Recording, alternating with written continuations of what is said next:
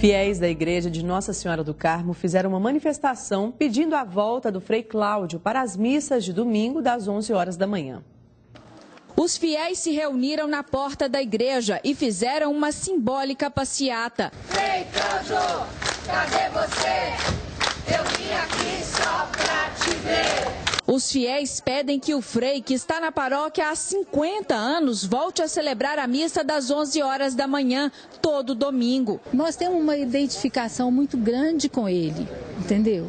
Gostamos sim, mas não é fanatismo. Na semana passada, os mesmos fiéis fizeram uma manifestação antes da missa e por isso os dirigentes da igreja decidiram cancelar a celebração das 11 horas deste domingo. Teve um incidente aqui na última missa, que não é um incidente, vamos dizer, que tenha sido estimulado, ninguém propôs isso, foi espontâneo, foi uma coisa das pessoas que estavam aí. E esse de hoje nós previmos, nós nos organizamos, nós chamamos as pessoas, estamos em paz, pacificamente, como a gente acha que tem o direito e o dever. E vamos continuar. O Frei foi recentemente substituído pela Arquidiocese de Belo Horizonte. Frequentadora da paróquia há mais de 10 anos, Raquel reclama que os fiéis e voluntários da igreja não foram consultados sobre a substituição do Frei. Cada hora eles tentando destituir o Frei Cláudio de uma função, de uma outra função, né? Então, o que eu entendo que eles usaram o que aconteceu no domingo passado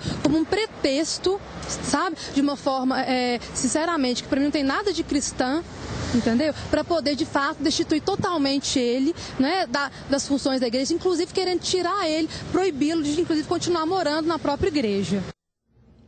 A Arquidiocese de Belo Horizonte informou que suspendeu por tempo indeterminado a missa das 11 horas e que o Frei Cláudio vai voltar a celebrar as missas aos domingos e também às sextas-feiras. Foi sepultado agora há pouco o corpo da torcedora que morreu ao comemorar o segundo gol do Atlético. O acidente foi neste prédio de 3 andares, onde moram os pais da vítima. Aretusa Reis Pereira, de 33 anos, acompanhava a partida do Atlético na tarde desse domingo. De acordo com testemunhas, Aretusa comemorava o gol da virada do Atlético quando se desequilibrou e caiu. Uma equipe do SAMU chegou a ser acionada, mas a mulher não resistiu e morreu no local. O caso assustou os moradores da rua Padre Vieira, no bairro Padre Eustáquio, região noroeste de Belo Horizonte. É uma fatalidade mesmo, né? Infelizmente, a gente não tem o que justificar, né? Não tem... Foi uma comemoração que acabou nessa tragédia, né?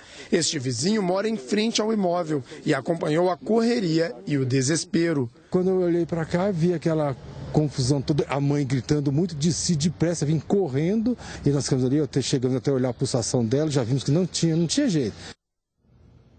O Atlético venceu o Nacional de Muriaé de virada no Independência.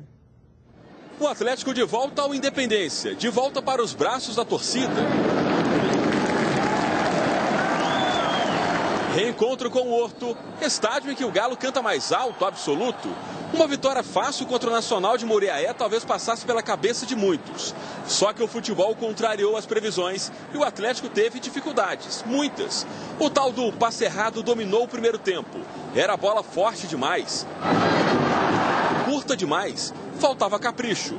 O Nacional deu sustos e se não fosse o Vitor...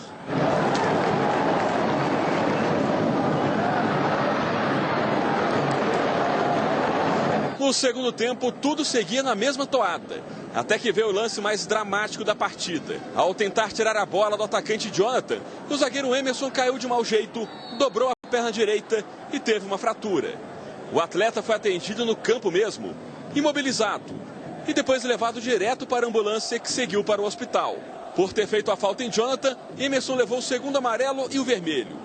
Galo com 10 em campo. Minutos depois, o mesmo Jonathan abriu o placar para o Nacional.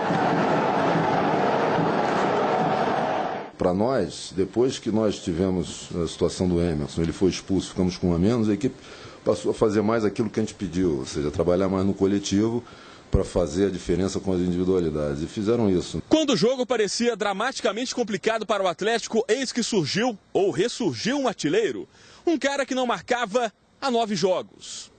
Um certo camisa 7. Falta, bola para a área e Jô, o atacante da 7, empatou a partida. Fim do jejum de 9 jogos. finalzinho do jogo, Dátolo achou ele. Jô, com categoria, virou para o Atlético. 2-1 Galo.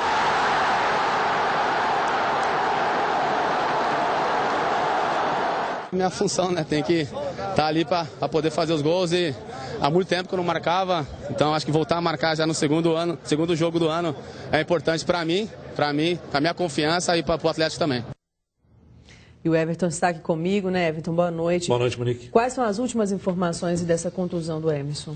Bom, Monique, parece que a bruxa de fato está solta lá no Galo, né? Porque mais um contundido? Foi o Lucas Cândido, Pedro Botelho, Luan, ontem foi o Emerson e acredite, Monique, agora há pouco, Felipe Souto, hein, no treinamento, uma lesão que pode inclusive, aliás, uma ruptura, ele quebrou o cotovelo, na verdade. Ele bateu com toda a força no chão durante o treinamento. Nossa. E agora é mais um problema. Aí vamos olhar por outro lado. São jogadores reservas.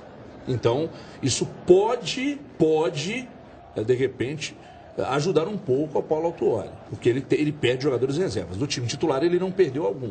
Agora, o grande problema é que se ele já não tinha qualidade no banco, ele vai perdendo qualidade com essas contusões. Então, a mais recente, que aconteceu agora há pouco, é essa lesão no cotovelo do Felipe Souto. Então, ele perde um jogador que poderia jogar de volante ou até mesmo na lateral esquerda, embora não tenha treinado por ali ainda. E o Emerson passou por uma operação agora à tarde? Como que ele está? Sim, ele passou pela cirurgia agora à tarde e o tempo de recuperação, né, o departamento médico do Atlético ainda não informou. Mas, pela gravidade, acredito que só depois da Copa do Mundo. Antes disso, o Emerson não volta a campo. E aí, não é só questão de voltar, Monique. Ele precisa voltar, se preparar fisicamente, entrar em forma, para ganhar confiança. Situação realmente muito chata mesmo. Já no Cruzeiro, ele enfrentou a Caldense e praticou um futebol muito abaixo da média, né? O que aconteceu com o Cruzeiro? É curioso, né? Você está vendo as imagens aí.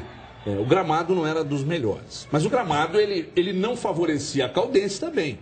Porque a Caldense não treina diariamente nesse gramado. Tem um centro de treinamento e tal. Conhece o gramado, mas não treina diariamente. Agora, o gramado é ruim para os dois lados. O que me surpreendeu negativamente foi o baixo rendimento do time. Ninguém, com exceção do Fábio, conseguiu jogar. Ninguém conseguiu jogar. O Everton Ribeiro não apareceu, os laterais também não apareceram, até porque a Caldense jogou muito em cima dos laterais. A gente está vendo aí um jogador, camisa 8, Dinei, da Caldense, que deitou e rolou o jogo inteiro. Então o Cruzeiro não se apresentou bem diante da URT, venceu. Não se apresentou bem diante da Caldense e empatou. Será que a gente vai ter que esperar a Libertadores para ver aquele Cruzeiro do ano passado? Tomara que não, né, amigo? É isso mesmo. Muito obrigada, viu, Everton? Nada, boa noite. A seguir, ministro Fernando Pimentel pode deixar o cargo. E ainda as últimas informações do incêndio que atinge uma loja no centro de BH neste momento. 7h14, eu volto já já. Jornal Band Minas.